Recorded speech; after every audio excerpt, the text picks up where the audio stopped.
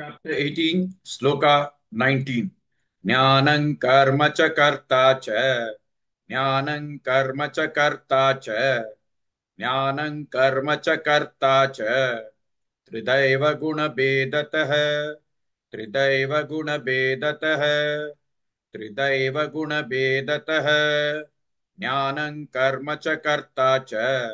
Tridaiva guna bedatah.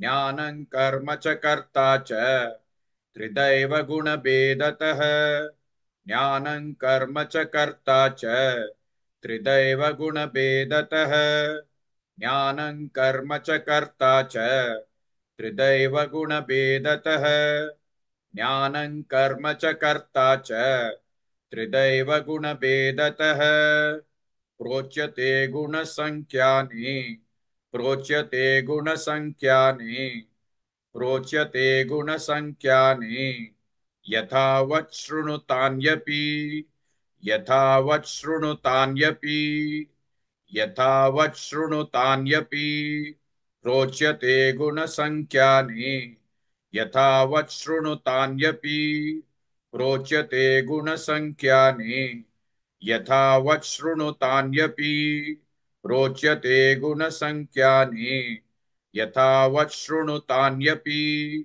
प्रोच्यते गुणसंख्यानि यथावत् शृणुतान्यपि प्रोच्यते गुणसंख्यानि यथावत् शृणुतान्यपि ज्ञानं कर्म च कर्ता च त्रिदैव गुणभेदतः प्रोच्यते गुणसंख्यानि यथावत् शृणुतान्यपि.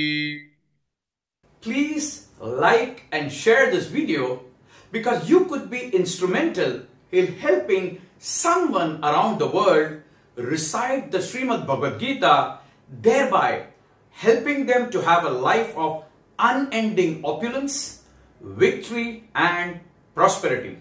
This is mentioned in chapter 18, sloka 78. Yes, don't forget to buy my book, Leadership Can Be Child's Play. Namaste.